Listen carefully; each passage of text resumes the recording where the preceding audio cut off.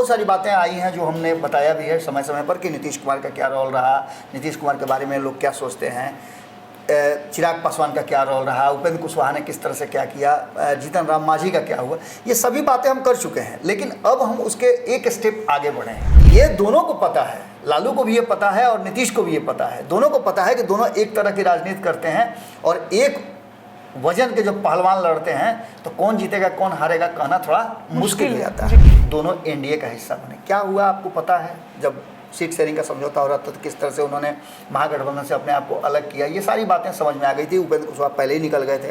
Panorama group, जो सोचता है वो करता है, आपके अपने सपनों का आशियाना। नमस्कार, आपने देखना चालू कर दिया भारत लाइव और मैं हूं आपके साथ खुशी सिंह। देखिए, नहले पे दहला शो में आपका बहुत बहुत स्वागत है। बाबा हमारे साथ मौजूद हैं और जिस तरीके की हम राजनीतिक बातें बाबा से करते हैं और राजनीतिक को लेकर बातें करते हैं, आज उसी एक मुद्दे पे हम बाबा के साथ जुड़े हैं और कुछ इसी मुद्दे पे एक मुद्दा है, उस मुद्दे पे बाबा से बात करते हैं। देखिए, लोकसभा चुनाव का परिणाम आ गया। परिणाम आने के बाद एक बार फिर से तीसरी बार प्रधानमंत्री नरेंद्र मोदी ने शपथ भी ले लिया और एनडीए की सरकार भी बन गई। लेकिन अब लोकसभा चुनाव तो खत्म हो गया, अब आने वाला जो विधानसभा चुनाव है इसको लेकर काफी ज्यादा सियासी गलियारों में भूचाल चल रहा है। जिस तरीके से लोगों की बातें चल रही हैं, सामने बातें निकल कर आ रही है। वहीं आपको भी बता दें कि सम्राट चौधरी अयोध्या गए, अयोध्या जाने के बाद अपना प्रण भी तोड़ दिए, इसके बाद भी कई बातें निकलकर सामने आ रही है। अब बाबा के साथ हम इसी मुद्दे पे बात करेंगे कि विधानसभा चुनाव आने वाला है। एक तरफ जहां सीएम नीतीश 2025 के चुनाव के लिए खड़े हैं, तो लालू भी 2024 के लोकसभा इस बार के जो चुनाव है इनमें नीतीश को कड़ी टक्कर दे रहे हैं। अब बाबा से जानेंगे कि विधानसभा चुनाव में कौन किस पे भारी पड़ सकता है। थैंक यू खुशी हमारी टीम से जुड़ी हैं, भारत लाइव की टीम से। एमजीएमसी इन्होंने किया है और लगातार पिछले 2 दिनों से आप देख रहे होंगे खुशी को। मैं आप लोग से आग्रह करूंगा कि खुशी को भी आप जैसे हम लोगों को एक्सेप्ट करते हैं वैसे ही एक्सेप्ट करें। कोई कमी रह गई हो तो कमेंट बॉक्स में ज़रूर आप बताइएगा। अब रहा सवाल कि हम आगे जो नहले पे दहला में विश्लेषण करने जा रहे हैं खुशी जी बाबा, इसमें हम चर्चा इस बात की कर रहे हैं कि 2024 के बाद 2025 के चुनाव की सरगर्मी बढ़ गई है और 2024 के चुनाव ने जो परिणाम दिया है वो बता रहा है कि 2025 का चुनाव किस तरह से होगा। जिस तरह से चुनाव लड़े गए हैं वो भी आप देख रही हैं और जो आने वाला 2025 का चुनाव है उसकी भी अब पिच जो है तैयार की जाने लगी है। सभी अपने अपने टीम को बेहतर प्रदर्शन करने के लिए तैयार कर रहे हैं। इसी कड़ी में बहुत सारी चीज़ें जो है वो आत्ममंथन के साथ साथ आत्मसमीक्षा भी हो रही है जी। और इस समीक्षा के दौर से बहुत सारी चीज़ें निकल करके सामने आ रही है। 2024 और 2025 के चुनाव को लेकर के हमने इससे पहले भी उदाहरण के तौर पे समझाने की कोशिश की थी कि 2019 और 2020 के चुनाव में क्या कुछ हुआ। जी। जिस तरह से 2024 और 2025 के चुनाव को भी लेकर के हम बहुत सारी बातें कर रहे हैं। अब इसमें है क्या कि जो 2025 का चुनाव होगा वो 2024 से अलग कैसे होगा, या फिर 2019 में जो चुनाव हुआ था 2020 में जो हुआ उससे अलग कैसे होगा। तो इन सभी चीज़ों को अगर कसौटी पर हम कसते हैं तो सीधा सीधा नज़र आता है कि 2019 में तो बहुत बेहतर प्रदर्शन किया था एनडीए गठबंधन ने। हालांकि एनडीए गठबंधन का स्वरूप कुछ अलग था लेकिन प्रदर्शन बहुत अच्छा हुआ था जी। सीटें जो हैं आपको पता है कि जीत करके आए थे 39, एक सीट बच गई थी। वो सीट इस बार 2024 में अपने पाले में करने की कोशिश चल रही थी लेकिन सफल नहीं हुई। उल्टे इनकी 9 सीटें इन्हीं के हाथ से चली गई। इस पर भी मंथन का दौर जारी है, किसके कारण गई, क्यों गई, ये बहुत सारी बातें आई हैं जो हमने बताया भी है समय समय पर कि नीतीश कुमार का क्या रोल रहा, नीतीश कुमार के बारे में लोग क्या सोचते हैं, चिराग पासवान का क्या रोल रहा, उपेंद्र कुशवाहा ने किस तरह से क्या किया, जीतन राम मांझी का क्या हुआ, ये सभी बातें हम कर चुके हैं। लेकिन अब हम उसके एक स्टेप आगे बढ़े हैं कि 2020 से अलग कैसे होगा 2025 का चुनाव। यानी कि 2019 और 2024 को अगर देखें हम तो जब घटी है सीटें तो निश्चित रूप से 2025 में भी घटनी चाहिए, लेकिन वैसा होता दिखाई नहीं दे रहा है। यहाँ कुछ परिस्थितियाँ अलग हैं। आप निश्चित रूप से आप पूछेंगे, सवाल आपके पास होगा कि क्यों ऐसा, जब उसमें घटी है तो इसमें भी घटनी चाहिए। तो निश्चित रूप से इसमें बढ़ने की बात हम इसलिए कह रहे हैं कि इस बार जो लोकसभा का चुनाव हुआ है वो लोकसभा के तर्ज पे नहीं हुआ है। आपको भी पता है कि लोकसभा का चुनाव राष्ट्रीय मुद्दे पर होता है और विधानसभा का चुनाव क्षेत्रीय मुद्दे पे होता है। लेकिन इस बार लोकसभा का चुनाव जो है वो क्षेत्रीय मुद्दे पे हुआ है बिहार में। आपने देखा होगा संविधान की बात हुई है, जी। आपने देखा होगा नौकरी की बात हुई जी। है, आपने देखा होगा पलायन की बात हुई है, आपने देखा होगा कि सीधी टक्कर में भारतीय जनता पार्टी ने लास्ट में अपना सरेंडर कर दिया था नीतीश के सामने कि अब जैसे लड़ना है आप लड़िए। और ये लड़ाई नीतीश कुमार वर्सेस तेजस्वी तो हो रही थी, लालू हो रही थी, लेकिन लालू प्रसाद और तेजस्वी यादव ने कोशिश किया कि हम इस लड़ाई को नीतीश कुमार से नहीं लड़ करके हम भारतीय जनता पार्टी से लड़ें। जी, क्योंकि ये दोनों को पता है, लालू को भी ये पता है और नीतीश को भी ये पता है, दोनों को पता है कि दोनों एक तरह की राजनीति करते हैं और एक वजन के जब पहलवान लड़ते हैं तो कौन जीतेगा कौन हारेगा कहना थोड़ा मुश्किल हो जाता है। जी। अब इस परिस्थितियों को अगर हम बहुत गंभीरता से देखते हैं तो 2020 और 2025 में क्या अंतर था, जिसमें लालू प्रसाद और नीतीश कुमार कौन पड़ेगा 20, कौन भारी पड़ेगा, ये बातें हम अगर देखें तो 2020 में जो परिस्थितियां थी उसमें आपने देखा होगा कि महागठबंधन जो था, महागठबंधन में बहुत सारे ऐसे दल थे जो अब एनडीए में हैं। जी, जैसे उपेंद्र कुशवाहा की बात कर लें, बिल्कुल। उपेंद्र कुशवाहा 2019 के चुनाव में तो थे महागठबंधन, लेकिन 2020 में उन्होंने एक अलग अलायंस बनाया था, ग्रैंड अलायंस, जिसमें बीएसपी थी, एआईएमआईएम थी। जी, चिराग पासवान जो 2019 में तो थे, 2024 में भी साथ में हैं, लेकिन 2020 में नहीं थे, जिसका असर पड़ा था एनडीए गठबंधन की सीटों पे। इसके अलावे जीतन राम मांझी की बात करें तो जीतन राम मांझी कहाँ थे, सबको पता है। जीतन राम मांझी 2019 में दूसरे गठबंधन में, 2020 में दूसरे गठबंधन में आए। परिस्थितियाँ बदली और परिस्थितियाँ बदलने के बाद 2020 में जीतन राम मांझी और मुकेश सहनी दोनों एनडीए का हिस्सा बने। क्या हुआ आपको पता है, जब सीट शेयरिंग का समझौता हो रहा था तो किस तरह से उन्होंने महागठबंधन से अपने आप को अलग किया, ये सारी बातें समझ में आ गई थी। उपेंद्र कुशवाहा पहले ही निकल गए थे। लेकिन इस बार जो परिस्थितियां बनी हैं 2020 से अलग है।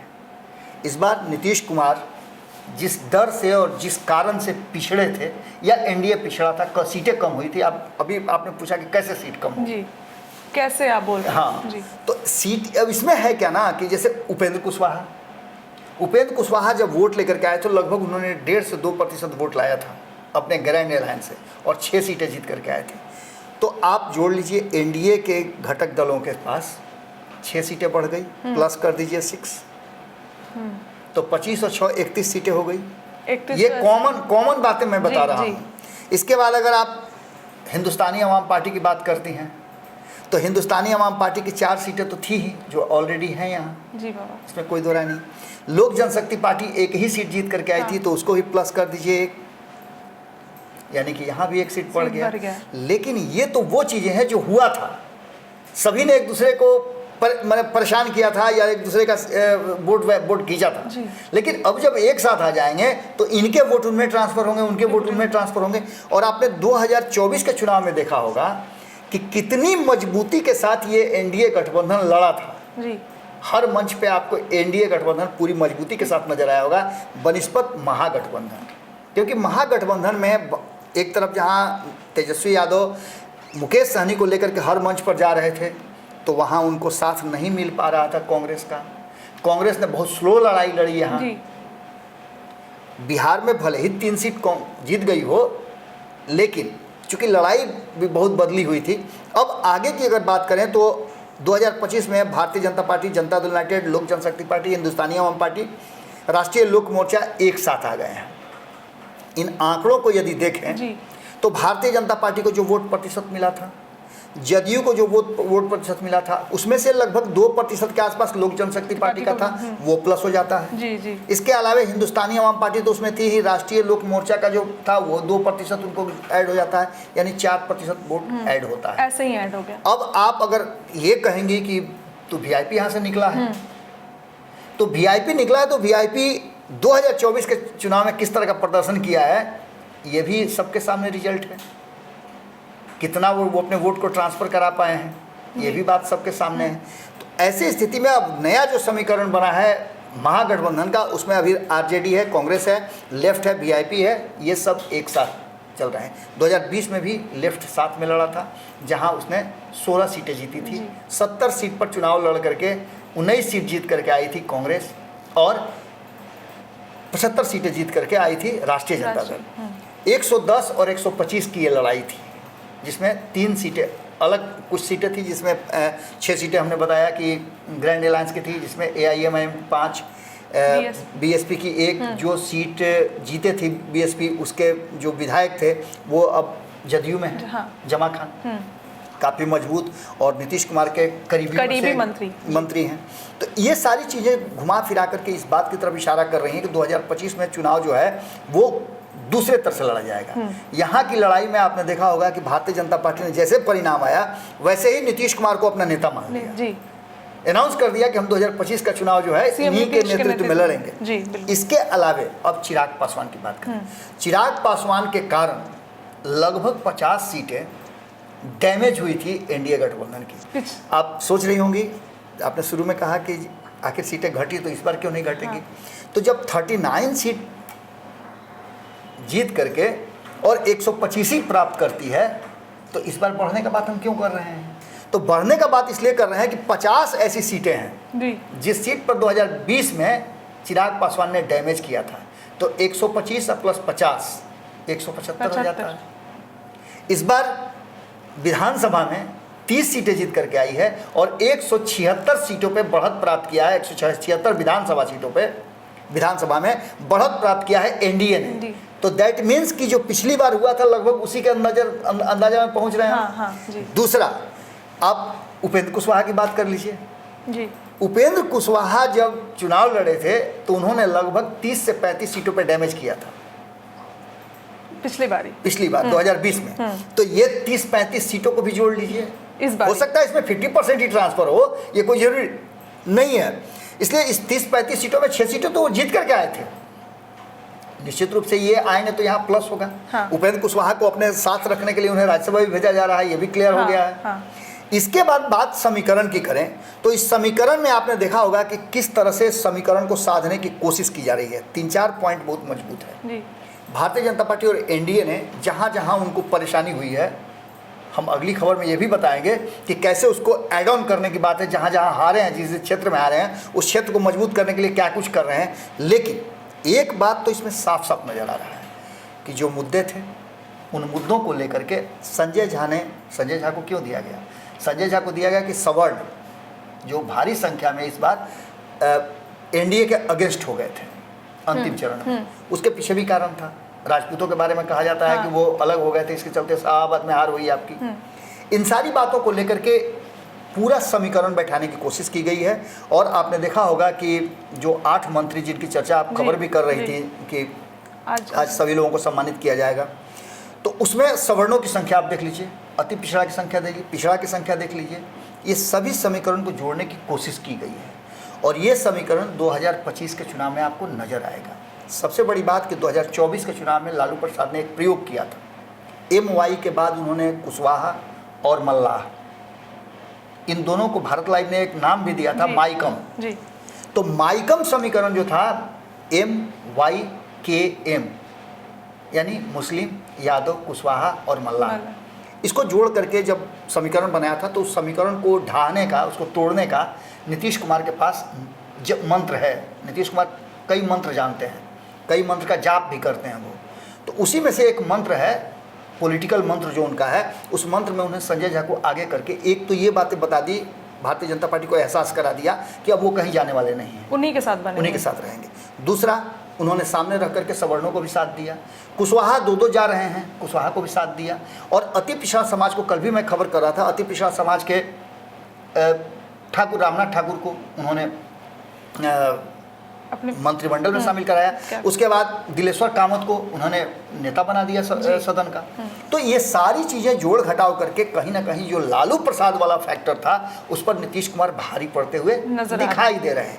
यानी कि अब अग्नि परीक्षा की जब हम बात करेंगे तो अभी जो वर्तमान परिस्थिति है, लगभग 1 साल 2 महीने यानी 14 से 15 महीना पहले नीतीश कुमार भारी दिखाई दे रहे हैं।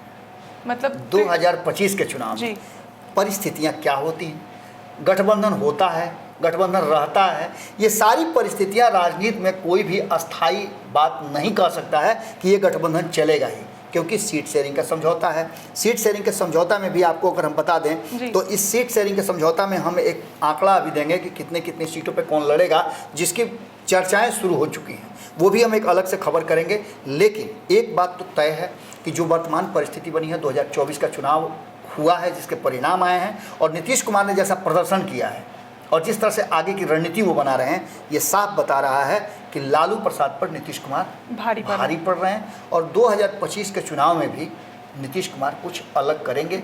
2024 के चुनाव में भी सभी लोग कह रहे थे कि नीतीश कमज़ोर हो जाएंगे। मैं अकेला था पूरे मीडिया जगत में जो मैंने कहा था कि नीतीश कुमार बहुत मजबूत पड़ेंगे, और नीतीश कुमार 12 से कम सीटें नहीं जीत रहे हैं, ये तो मैंने पहले कह दिया था। और इनके कारण बाकी के लोग भी जीतेंगे, क्योंकि इनके साइलेंट वोटर जो है ना, वो इनसे छटकते नहीं हैं। यही कारण है कि नीतीश कुमार को 16% वोट, आप जब से उनको बिहार की राजनीति में देख रही हैं तब से 16% वोट नीतीश कुमार का रहा ही रहा है, फिक्स्ड है, बढ़ा है, घटा नहीं है, बढ़ा है। यानी कि भारतीय जनता पार्टी को ये बात पता था, उसके रिसर्च टीम ने बता दिया था कि नीतीश का 16% वोट कुछ हो चाहे नहीं हो आपको फ़ायदा जरूर पहुंचाएगा, वरना परिस्थितियां और भी दूसरे तरह की हो सकती थी 2024 में। अब 2025 में नीतीश कुमार को नेता मान दिया गया है। जिस तरह से आगे की रणनीति बनी है और जिस तरह से पता है कि नीतीश कुमार को आगे करके सम्राट चौधरी ने अपना पगड़ी उतारा है, अपना मुरेठा उतारा है और ये कहा है कि हम आपके नेतृत्व में चलेंगे, तो इसका मतलब सीधा है कि नीतीश कुमार एक बार फिर से इस अग्नि परीक्षा में पास होने की स्थिति में अभी तक बने हुए हैं। आगे क्या होगा ये देखना होगा। तो देखा आपने किस तरीके से बाबा ने जो हमें बातें की, इस मुद्दे पे हम पहले भी चर्चा कर चुके हैं कि कौन किस पर भारी पड़ेगा और सीटों का क्या आंकड़ा रहेगा। अब मिलते हैं अगले इस नहले पे दहले पे इस तरीके के मुद्दों पे बात करते रहेंगे। बहुत बहुत धन्यवाद। पनोरमा ग्रुप, जो सोचता है वो करता है। अगर ये वीडियो पसंद आई और वह बिहार के राजनीति और बिहारियत से सरोकार रखेनी तो सब्सक्राइब बटन दबा के चैनल के सब्सक्राइब कर ली। ओजे एगो घंटी बा, ओकरा बटन दबा देला से कुल सटीक और मारक खबर रुआ मुफ्त में मिल जाई। अगर रुआ पत्रकारिता के हमनी के नया प्रयोग में सहयोग कर चाहतानी तो ज्वाइन बटन दबा दी। पेटीएम नंबर नोट कर ली 9386816700। धन्यवाद।